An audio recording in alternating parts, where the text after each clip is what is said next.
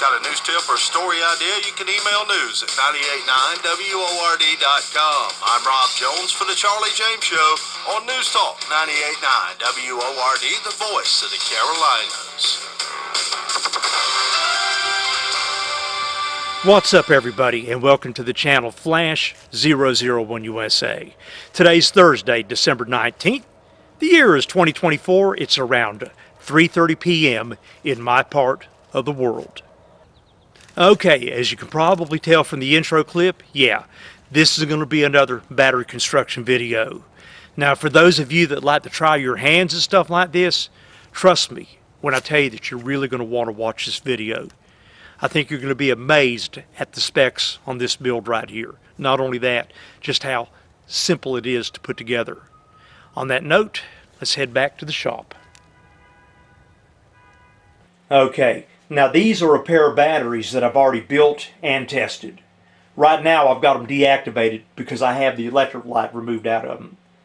What I want to do next is take one of these batteries. We're going to let you guys see it up front and close. We're going to look at everything that went in to build these things, and I'll give you detailed everything on them. Once we do that, I'm going to reactivate them with the electric light. We're going to test this real world with something probably that everybody has lying around their house. When I tell you how much runtime I got out of these things, you're going to be totally blown away. And this is why I'm making this video and sharing it with everybody. About 2 weeks ago, I had a friend reach out to me, and he was asking me, he said, "Hey, have you seen these emergency lanterns they sell online? They don't run on batteries. Instead, you can run them on seawater or regular salt water that you make in your house out of table salt. And you can even pee in these things for emergency power to light up the light." He asked me, he said, "Are these a hoax or something? Is this some sort of bullshit or is this for real?" Now, I knew there was stuff out there like that. I never gave it much thought. And I said, let me look into this thing for you. And I'll give you an answer on this really quickly. So I went on YouTube. I found information on them. Went online and found information. And that took me to the next level of wanting to see how these things were actually put together. And when I seen how simple they were put together, I was like, yeah, I got to try this. Now, I will tell you this. You can purchase these emergency lights anywhere between $8 up to $100 plus, depending on what you want to invest into. But they're so simple to build. And for somebody like myself that likes to tinker and put stuff together like this is a great project to take on. So with all of that said, let's jump into this thing and take an up front and close look at it. Keep in mind, I am behind this camera, so I'm going to be kind of stumbling around a little bit. You're going to see my hands in here with this thing maneuvering it. So for that, I apologize, but we'll get a look at this thing. Stand by. Okay, right out of the gate, let's take a look at the container that we built this thing up in. I'm going to move this out of the way. And this is what we built the battery in. This is a Walmart special. I paid every bit of $2.50 for it. What I really liked about it was the fact it doesn't screw together. It slips together. God, that made it so easy for this job. And of course, we won't be using the pump on top of it. So this is the container that we're using. Now, let's go back to the program. So I'm going to pull this off. First thing we'll look at is the heart of this thing. The main thing, or at least one of the two main things, is the magnesium rod. This is the magic in it right here. These rods, you can buy them very cheaply. They use these in hot water heaters. Basically, it screws into the hot water heater, and over time, electrochemically, this thing dissolves. It protects the hot water heater from getting rusted up inside.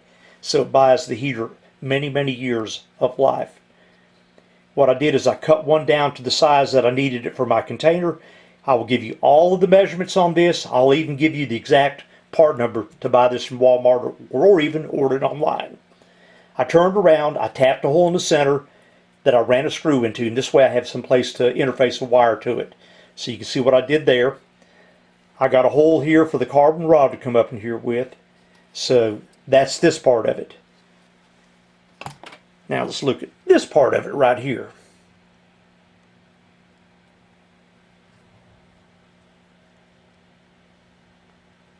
Go back, you can see that you can see all the way through it. Inside of this thing here, is a 1 1/4 inch piece of PVC pipe, thin walled stuff. I took it, and if you ever seen the golf balls that you play with inside, I drilled a whole bunch of holes in it like this. There's a reason for that, because we got to have a way for the current to be able to flow through this thing from the carbon on the exterior of it. We'll cover that in a second. I got 56 holes drilled in this thing. Once again, I'll give you all measurements and all this, don't sweat it. And this will go, of course, in the center of here. Everything on this is held together with nothing but hot glue. So we go over here, you see there's a carbon rod. This was robbed out of an old D-cell, and I'm going to give you everything on this, so don't worry about how to construct it. You'll know the height of this and everything. But this was put in here. It was glued with hot glue to the side of this right here, just on the bottom half of it, so the other part was exposed. At that point, we packed activated carbon all around this thing. That's what you're seeing in their fish aquarium carbon. Packed it in good and tight. We left enough room so that we had to slip in here to be able to put the lid on it. Now, something else I will mention, with this guy right here, you don't want activated carbon falling through these holes. So what you got to do, once again, El Cheapo material. I got a bunch of this stuff here. This is nylon screen like you find on any window. You can get it very cheaply. And what I did was I wrapped this like this around it. Used a couple dabs of hot glue to make sure that it couldn't come loose. And of course I put glue on the bottom of it and centered it right in the center of this thing. Now when I'd done all that, what I did before I put the activated carbon in here, I put a piece of paper on the top of this so I could just freely dump the carbon to pack around with my finger. That way it didn't get down in here, and it kept the job clean. Now this stuff right here is nothing but one paper towel. I rolled it up and just packed it around there, got it, cut it off to the right length. Of course, when I filled it up full of the solution, full of the saltwater solution, it come up and it got it good and wet, and so it formed in here. It made a form on here. So nothing's going to come out of it. That's pretty much all there is to it. The electrolyte is pretty simple and straightforward. For every 1.5 cups of water, you're going to use 4 heaping tablespoons of regular table salt. That's all it takes. Also, use plain tap water. The beauty of these, you can use them, and when you're not using them, you drain the electrolytes out, or when you've depleted it, what happens as the rod and the battery is working, the rod will break down, so the outer layer will contaminate the electrolyte. And the electrolyte will actually turn a slight greenish color, or maybe most of the stuff will flow down to the bottom, but regardless, once it's depleted, all you do is literally dump the stuff out, you put fresh salt water in it, and it's good as it was when you first put it together. I love that. So this isn't what I would call a rechargeable battery. It's a renewable battery. As far as when it runs down, you don't have to hook it to a power source to build it back up. As soon as you change the electrolytes out, for that matter, as soon as you add the electrolytes to it, the second they're in there, you've got a working battery at full power. So I also wanted to point that out right there. So this is what we got. So our next thing that we're going to do is we're going to top these things back off, both of them, with electrolyte, which I've got made up right here. This is my salt water. I've actually got 3 cups of water here with the salt water in it. So we're going to top these things off. We're going to make a voltage measurement so you can see the voltage that comes on this battery. Then I'm going to do a dead short. You're going to see the current measurement on it. And when I tell you that these things work like a charm, I am not kidding. So on that note, we're going to take a pause, and we're going to show you these batteries being topped off with electrolyte solution, how much to go into them. We're going to do all the tests, and near the end of this video, I'm going to give you all of the measurements. I'm going to tell you where to find the parts. I'll probably do that in the description box below. You'll have links to everything. So this will be an extremely fun project. All right, let's reactivate it. Pulling this off.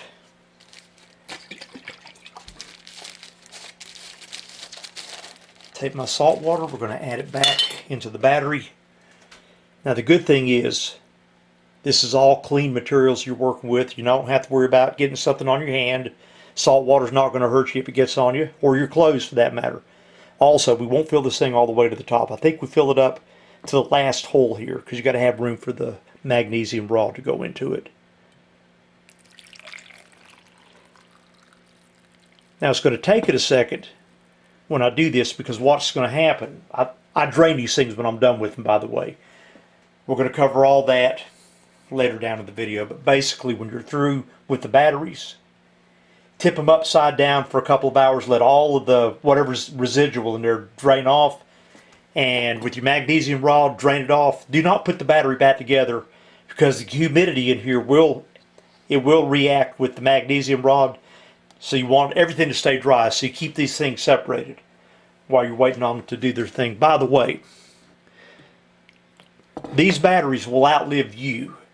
If you take these batteries and build them up, test them, and then clean it up, dry it out, put it up, they'll last generations, because there's nothing here to go bad except for plastic.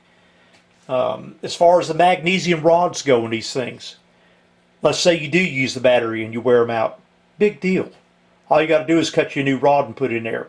This is about as renewable as it gets. As far as the carbon goes, I don't really think that breaks down with these batteries. I haven't noticed anything other than the carbon settling the first time or two you use them. Because when you put brand new carbon, which you're going to hear, when you put brand new carbon in these, you'll hear it sizzle as it absorbs the water, takes the water up in it, and it sounds like Alka-Seltzer or something. You'll hear it bubble and see it bubble, but once you run it the first time, you're good to go. So I think I got this at the right level. Let me see. A little bit too much. Take a standby. Okay. I think it was down to the second hole. That's what it was. My bad. Around the second hole that you see down. So push this back together. Slide it aside. Here's the other one.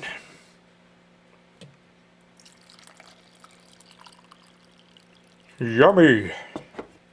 Hey, and the good thing about it is, if you got extra electrolyte left over, and let's say you got a sore throat, you got something to gargle with, or to wash your cutout with, if you cut yourself. I had drained these off, so I got to make the water build back up in them. I think that's going to be all right. Okay. Now, put this one back together. Oh, yeah. Man, that's just stupid simple right there. Now I'm going to take the voltmeter and let you guys read the voltage on it. We're going to look at both of these. Let me see if I can get this where you guys can see it.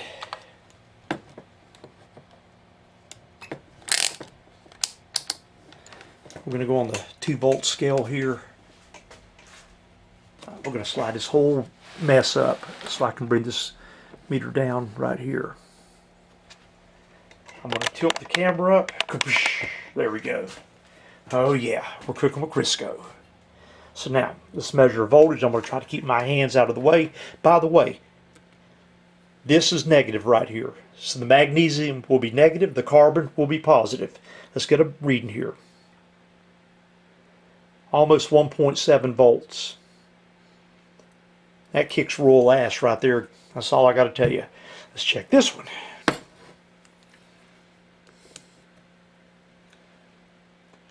.71 volts. Yeah, let's do a dead short on it. We're going to go to the 20 amp scale,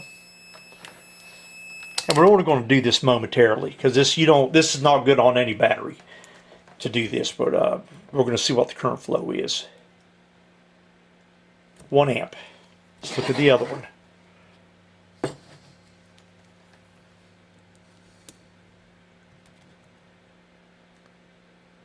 0.8 amps.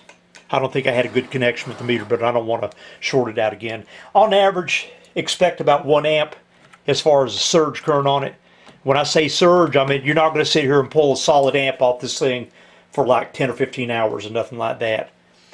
These are considered, I would consider these batteries like you would carbon batteries. Okay, the difference in a carbon battery and an alkaline battery can deliver high currents, like for a tape player or something that requires a lot of current, especially up front, to give it that punch to go. Where when you look at regular carbon batteries, like one I got dissected here, just heavy duty batteries like this, these are good for flashlights, radios, and things like that that don't have a requirement on them for a lot of power to be sucked out of them. But the thing about it is, these things here will sit here. I'll tell you what, I ran a radio off of them. Let me just jump to it. Let me find it. This radio, when I tested these, I started off at 9:30 in the morning. Coming 1:30 the following morning, I finally came out here and shut the damn thing down. I still had power to go, so I ran 15 hours. I know for a fact they would have powered that radio up normally for at least, I don't know, 17 or 18 hours, hands down.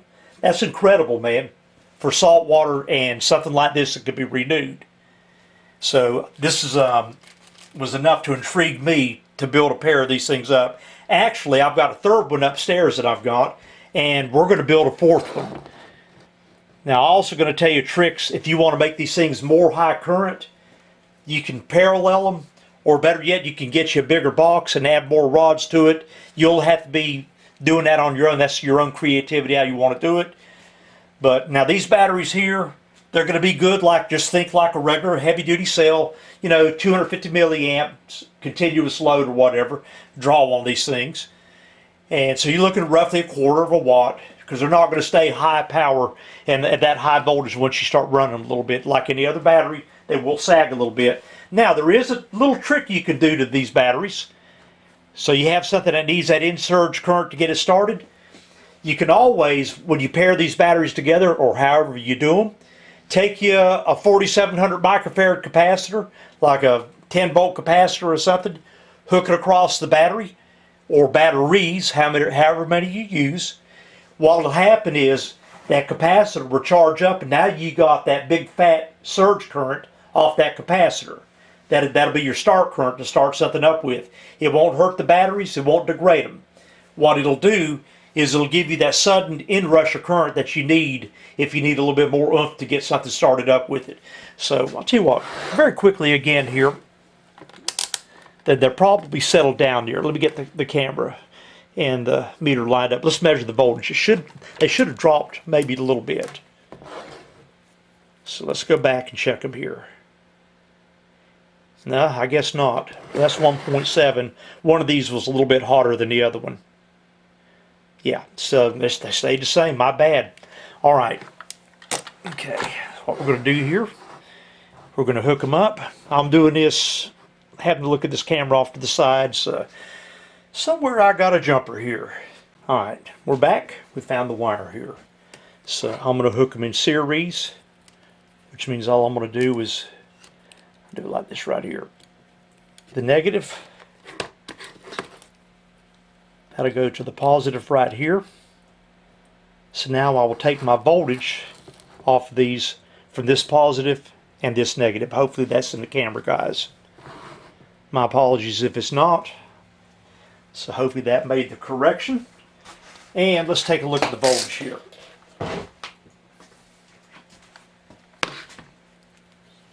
Okay. Well, it's not going to do any good if you can't see it, huh? Now you'll see that. Nice. Really nice. So here comes our real world test here. Now I'm not going to run this thing and do no time lapse or anything on it. We're just going to hook it up. This radio on idle draws about 30 milliamps. When the volume kicks in on it, when the music's playing, it can jump up to 250 milliamps. So really, the average power consumed by this little radio is about 180 milliamps. So hopefully that makes sense to some of you guys that may be technical out there. So what we're going to do now, I'm going to lower the camera.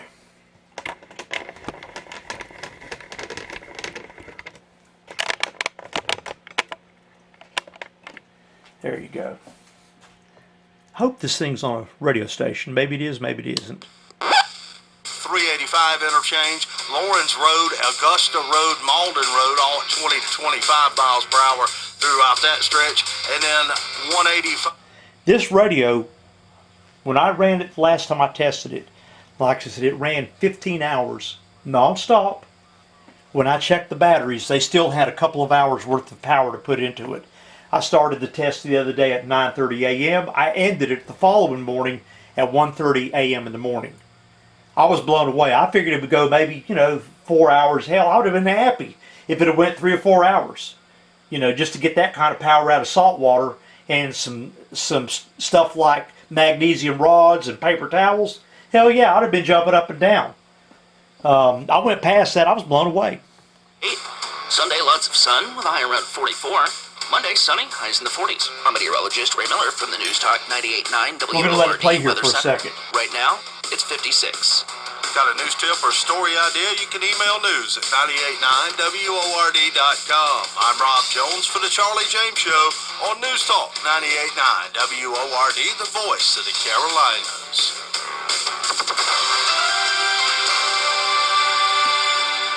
Grab your phone. Text 71307. Powered by Common Sense Retirement Planning. Be a part of the Charlie James Show. News Talk 98.9.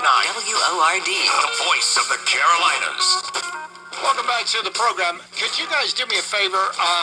There you Give go. us a call on the WORD talk line, 800-9050. That light is at full brilliance. Just That's talk on to here. Will if you don't want to be on the show. But Full brilliance. We got the radio. Our phones are working. Now with this light on here, this light draws about just want to make sure everything is about on the 75 with our milliamps phone while system here. It does it's go on a down fresh from battery. time, When it gets time down to to about a time. volt or something, it's We all pulling know about that Tom 60 Homan milliamps. is going to be But the this new light is bright as hell. Let me show you how bright it is, here in the United so you States. know. And It's hard to tell by looking at the camera. I've got the lights on in the shop. A lot of people that have been nominated. So we're gonna But go over one of the here, ones- check this out. I'm excited about Pete Hegseth as the So secretary. you can see we're not playing games I'm here. excited We got a about, bright, cash protection bright, at the bright FBI. light I'm here. excited about Let me go back to the stand. My apologies, everybody, for being in bouncing charge of around Health here. and Human Services. By the way, make sure you call Lindsey Graham. Call his office about that, because a lot of rumors coming out of Washington that he's not, and that's a darn shame. But Tom Homan is Okay, there the you guy go. that's Let me gonna get this off of it.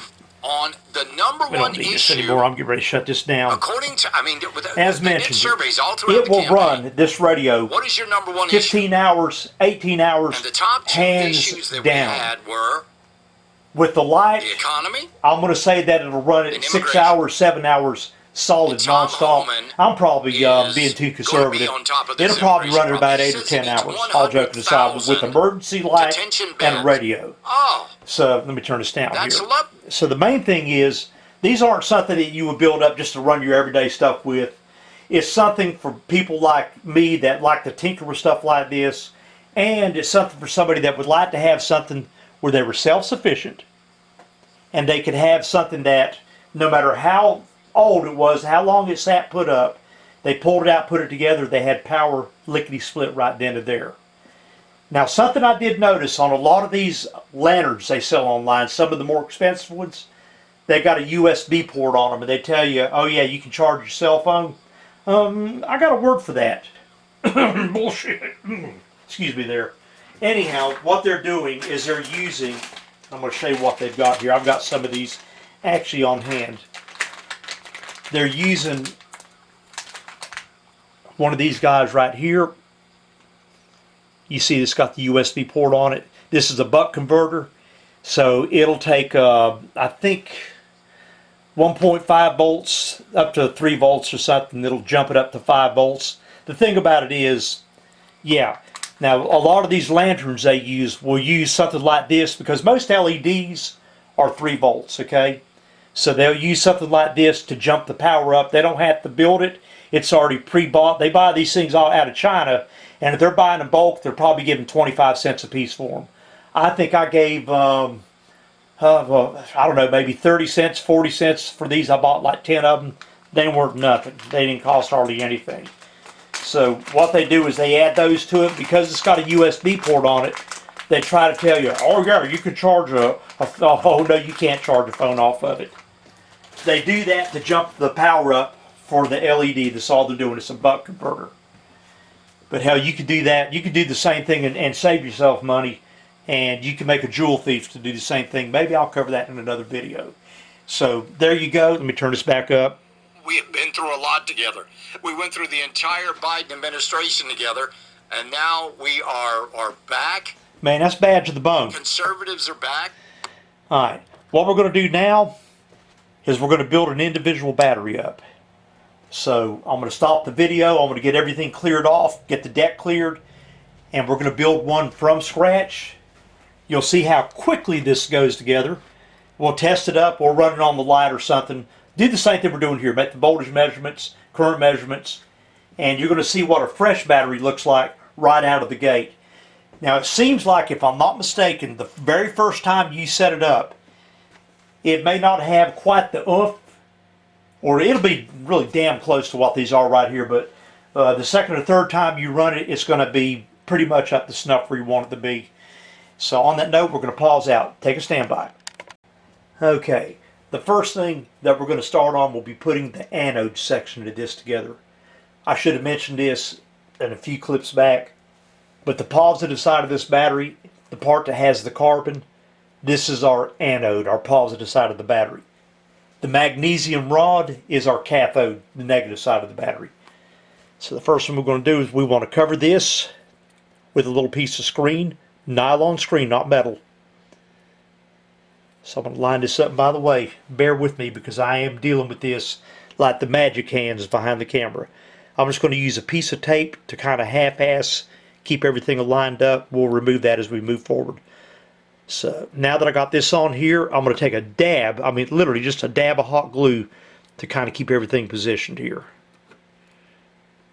So this is how we're going to do it. Use very little hot glue, don't use a lot. Making sure that I'm in the camera, I'm going to slide this up. So I'm going to make sure I'm leveled off as good as I can get it. You don't want it on here cockeyed. You want it on here where you can pull it tight. So I'm just going to take a dab like that. I'm going to smear my finger across it. What that did is it ran it through the little holes in there and smashed it up against this. I'll go back. I will do it to the other side. I'll double check to make sure I'm leveled off. Notice that this first run I'm in between the holes. I'm kind of stretching it out like a carpet person would putting carpet in, making sure that I don't have any slack. Just put a dab on there, not even a drop. Smear it. There you go. It's on there that quickly. I want a piece in the center, plus I got to remove my little piece of tape here.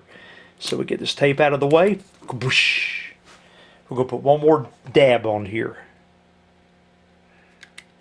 That's all we need.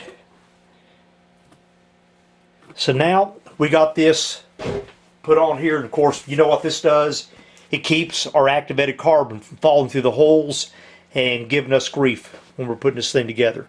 So now I'm going to take it, and I'm just doing it by feel, pulling this nice and tight, rolling it around like this. Now we're going to rinse and repeat. I'm going to do the same thing with the glue gun. I got to go on this side here to do it so I can see what I'm doing. So now I'm here. I'm going to tag it in the center. That's it, just a dab. Mash it flat. Hold it down a second, it's glued. Same thing on the end. Mash it down to push it through, it's glued. I'm trying to look at the camera all at the same time so I don't cover up what I'm doing here from you guys. One more time, mash it down, it's done. The next thing we're going to do, we're going to put this carbon rod here, we're going to leave 1/4 of an inch sticking up like this right here. So I've already cleaned this with acetone, and I'm going to double check something here before I commit myself to doing it like that. I may have set it too short. Yeah, 1/2 of an inch. My bad. My bad. So what I'm going to do now, so I get this right the first time, I'm going to look over here. I'm going to go to the top of this, where I'm at here. I'm going to make sure that I got a 1/2 inch of this rod protruding up. And really the best way to do this is to put a mark. Once you got it, just put your mark somewhere on the material. You'll see it where you mark it. You won't have a problem with that. So now I got a reference mark. The reason I'm doing that tells me that this part of the rod here will go right where that reference is. You don't want to just go crazy with the hot glue. You're just going to put you a little trail of it through here.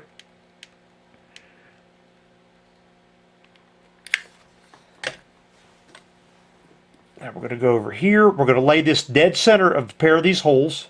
Kind of roll it in a little bit. Make sure that you're straight and level. Let it sit for a minute and cool down. I got little strings of hot glue everywhere. Every time I move, I keep pulling this stuff. Let it sit here and cool down. You can see what we got here. I'm going to add a little bit more hot glue to it, not much. Like I said, you don't want to cover the whole thing, because if you do, it won't conduct. Keep in mind that our activated carbon is conductive like wire, so we pack all this around that it makes full conduction, and I'll show you that. We'll do that on the meter. So now I'm going to go back here, and I'm going to run a tiny bead. Don't overdo it. Now I'm going to take the back of this thing.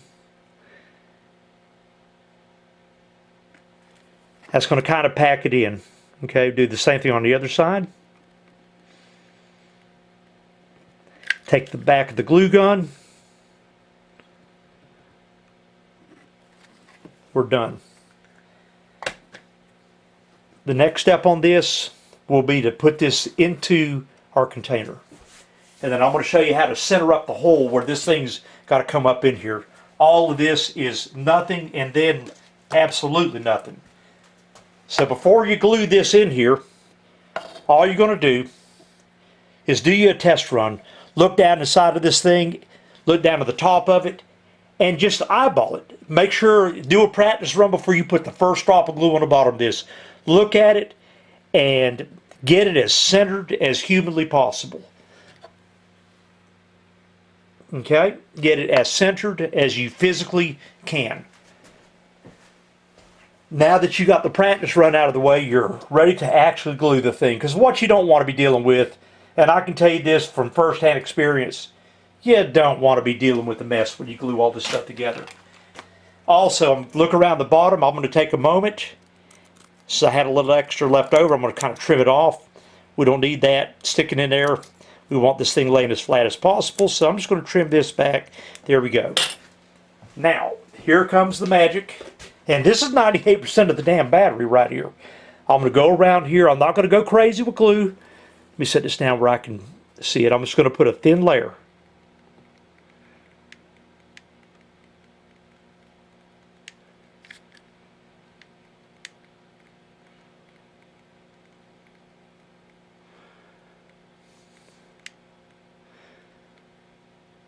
That's plenty. That's all you need.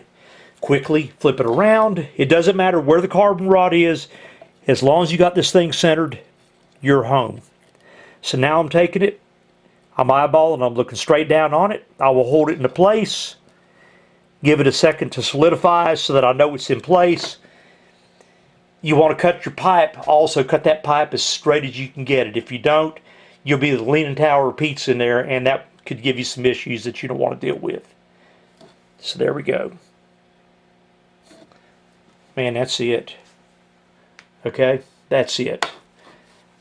All we need now is a hole in our lid for that to be able to protrude through, and this is simple enough. Once again, do it by, have you a black marker, take your lid, make sure your lid is like you won't be able to push it down because you got this up here, but just take the lid, center it the best that you can, take your marker, and put you a ding on it with a marker, dead center. Now I'm going to drill this out. I'm going to drill this hole bigger than this guy right here. Maybe about a 1/16 of an inch gap all the way around it. That gives you a play, because when we're doing stuff like this, you're never going to be absolutely perfect with it. I'm going to pause the camera out. There's no use watching me drill this. I'm going to pause the camera out right here, and we're going to take this puppy and drill it out, and I'm going to bring it back over here and you'll see how it goes together. Then we're going to take on our magnesium rod, and it just keeps getting simpler, simpler, and simpler, putting this thing together. Okay, we got the hole drilled. I started off, I used 3 bits because you don't want to crack the plastic, and this will really grab on you. You really don't want to be putting this in any kind of vise or anything. I used a 1/8 inch bit to get it started. I hit it with a 5/32. I moved straight up to a 1/4 inch. Then I hit it with a 5/16, which is the exact diameter of this rod. So I took it then, I got a remap tool, and I reamed it out past that. I took an X-Acto knife and trimmed out all the garbage and stuff that was around it. And you can see this is, I don't know if you can see it here or not, it's pretty darn centered, man. That's the battery, minus the rest of our anode material in here.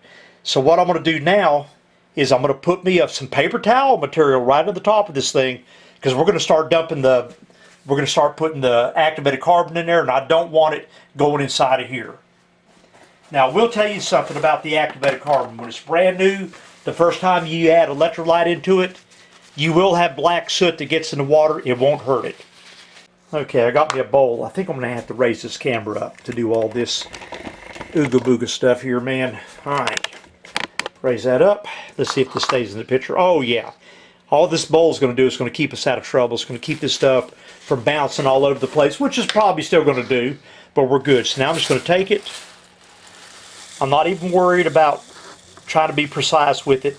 I know you probably can't see my hands or what I'm doing here, but let me go to this side here.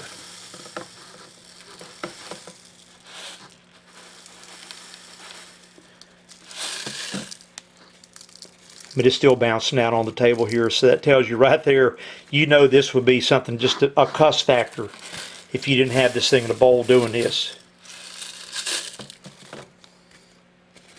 So I'm moving it around, leveling it off. I can take this other stuff here, just kind of dump it out from the bowl, dump it back in there. Matter of fact, let me get this out of the way. I've got enough in here to start massaging it. So I'm going to crunch it down in here. I'm packing it. Hear it, crunch. I'm barely going to have enough carbon for this, but we got enough for this video right here.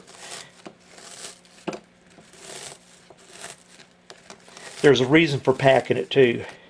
And by the way, the carbon, you don't want it all the way to the top. You got to remember, we're going to have a paper towel spacer up there. The reason that paper towel is going to be put into here, that keeps it so when we go to dump water out of it, you don't want, if you tip this thing up, all that shit will pour out, and then you will be cussing. So let's go back and add some more, especially around our carbon rod here. Because remember, the only thing holding that rod into place is hot glue.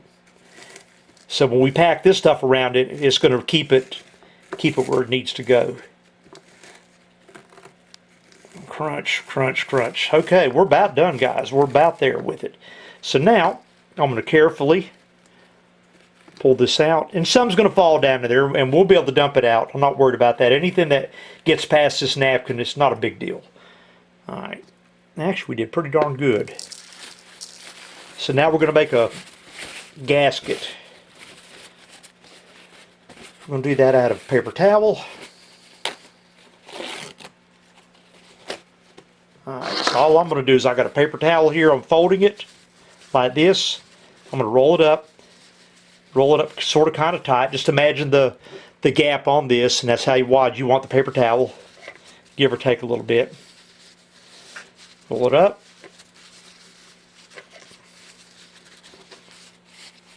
Almost there.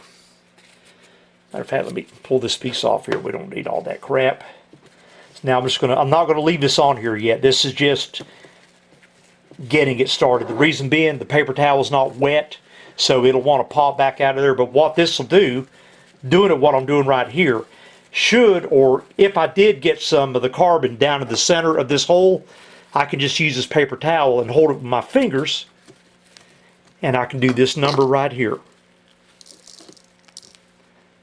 Now I know I've gotten rid of everything, so we'll pull this back out. Now we're going to add salt water to it. Oh, but no, we're not going to add salt water to it. Set him aside. Now we're on to the anode here.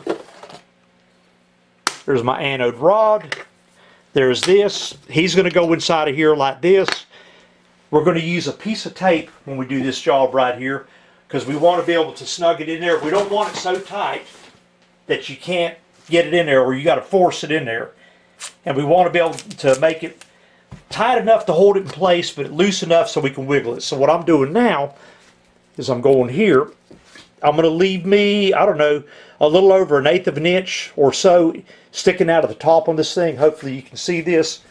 Let me get over here where I can see it. So now I'm going to take this tape. This is Gorilla tape, by the way, too. Heavy duty, basically a rock and roll tape. So we're going to go around this thing. I'm pulling it tight. I already had this pre-cut too. I did this, guys, to make your life and my life easier. Put this around it. This will fit in here, but it's still loosey-goosey. That's good. We don't want this type, because remember, somewhere along the line, if we rebuild this battery, we want to be able to get this anode back out of here. So now I want to take the hot glue gun, and I'm going to put me a tiny bead right here. We're not going to go crazy with it, just enough. Alright. We're going to take this and twirl it in here. Like this. Twirl it until we get it stuck up right here. I'm looking at it now. I know I've got a damn good seal on it. I'm looking to make sure the lid's not cockeyed on it. If it is, I'll bend it. I'll hold it into place just to make sure that I'm leveled off. I am. Let me see here. Close enough for government work. Now I'm going to run a tiny bead around the bottom of this thing. Don't go crazy with the hot glue. There's no sense in it. All you're going to do is create grief and create a mess. So now I'm going to go in here, lay them down like this, and I'm just going to run a tiny bead.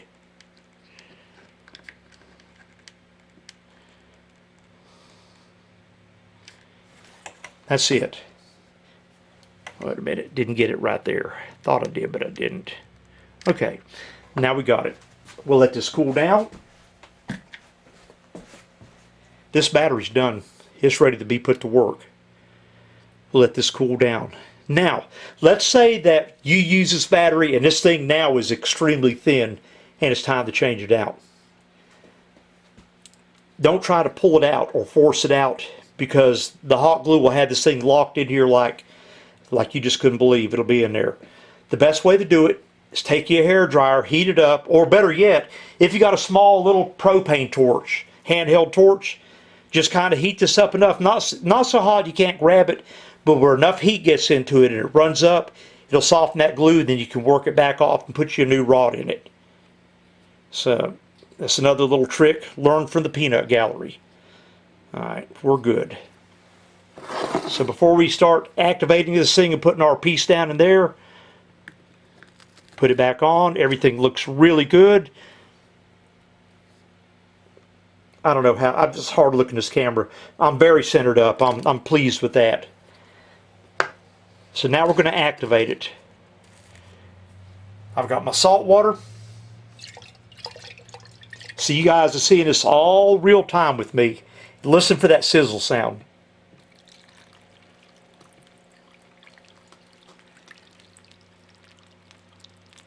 Can you hear it? See it bubbling? Now the first time you fill this up, it's a little bit of a hassle. And what I'm looking for will be the water just starting to get up here to where this activated carbon is. So the first time we fill it up, we're going to overfill it. Then we're going to pour some up off it so that we have room to put everything. Right now I can see the water is right here. I'll do this number here, just kind of tap it. Gently tap it, don't go too hard on it. So now I've overfilled it on purpose. You can see it bubbling again. Let the mad scientist crap happen for a few minutes. And then we're going to take our paper towel and we're going to pack it around here. And once that paper towel gasket's on there, it'll always stay on there. You never take it off. Just leave it be and you're golden. Once you do that, it's all good and then some. So at this point, I can go ahead and start packing this in here. And it's going to start pulling water in when it does. And I'm pushing down on this too. Now I may or may not have to go back after I run this battery once or twice. I may go back and add just a tiny bit more carbon as it settles. But I haven't seen the carbon, and I've run those batteries that I've got enough times to know I haven't seen the carbon breaking down to where I'm losing carbon. Like, you know, with the magnesium, naturally, yeah, it's going to dissolve. So I don't want to do anything, add any more liquid to this. I'm going to tip it sideways. I'll let some of this water, salt water, get up here like this. Just packing it down, packing it down. Now, something I wish I would have done before I even added the solution to it, but I can do that right now. That activated carbon, it's like a dead short. Of course, with salt water, man, it's really going to be like a dead short. So we go to our anode here. Hopefully it's not going to mess the meter up, because that's going to act like a battery. There you go. So I got like 3 or 4 ohms. No matter where I check it, it's going to be like that. But that's good. So now we know that we got a positive connection, which is why I packed this stuff around in here. We want that positive connection to this carbon rod.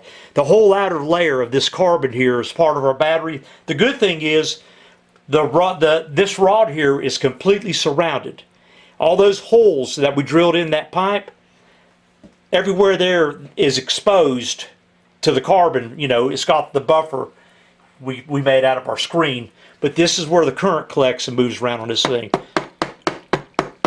Boy, that settled really good when I did that. Look at that.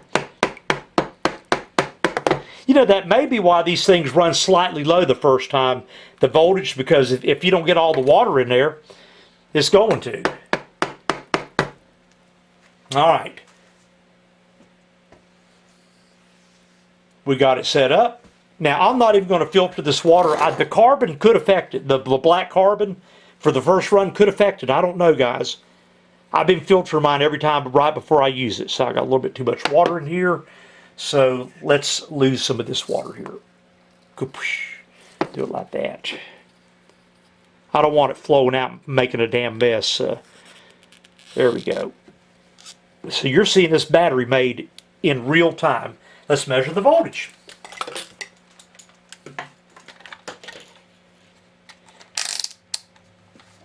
Set this up so you guys can see the meter. If I'm bumping into the camera and everything, just understand that my hands are tied. Let's see what we got a voltage here. Oh yeah, 1.53. And that's, believe it or not, guys, every one that I built the first time had 1.53 volts on it. Go figure. I don't know where the current's going to be. It's a new battery, but it will jump up once you've used it once or twice. Don't know where the current's going to be. I may really need to filter that carbon out of there. It may interfere with this. 1 amp. Let's hook a little load to it. I want a battery. When I put the damn thing together, if there's an emergency, well, guess what? That battery's ready to go, like this one is. That light is at full brightness. This is one of these 1.5 volt LED flashlights. This thing is absolutely fine. Now, I have done the first time I tested these batteries, I did it with this light here at a full charge, which is where this is at. I'm drawing about 70, 75 milliamps, give or take.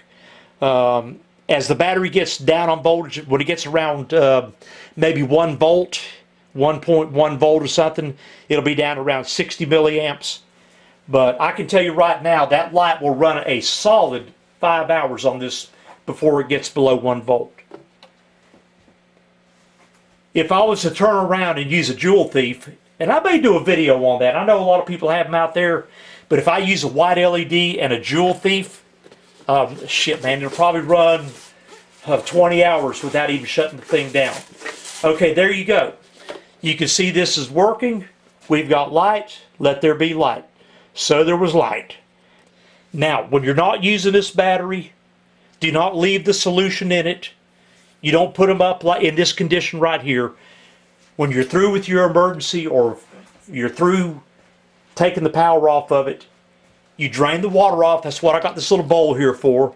I put the water back into like a glass mason jar or something that's got a plastic lid. We are dealing with salt, so you know what happens with metal when salt hits it. You use a plastic lid, like I've got a bunch of these lids like this that I bought from a package that go on these guys. So when I'm not using a solution, you can dump the solution and save it, But if the solution's got too much runtime on it, don't save it. Hell, you're dealing with salt water. They do sell magnesium batteries, professional batteries. I'm not talking about for the salt vanners. They do have, I think there are on the market magnesium batteries. Get this, magnesium next to lithium, it's a lot of power density that's packed into that metal. They're trying to work right now, this magnesium along with a couple other materials are batteries that they have on the drawing board that they're trying to use to eventually phase out stuff like lithium and stuff like that. Well, think about it. Lithium, man, that's a good way to burn everything down if you make a mistake. You know, you're dealing with salt water here, brother. You're dealing with a water battery. You ain't going to start a fire with this. Okay, so now we're going to pause this out. We're going to move it to the next level. I'm going to come over here. We're going to talk about measurements of everything. And once I do that, you're off to the races. Stand by. I would love to hear your feedback on this video. Hopefully somebody out there would take this and do their own build and maybe upload their own video and share it with others. Show everybody that it actually works.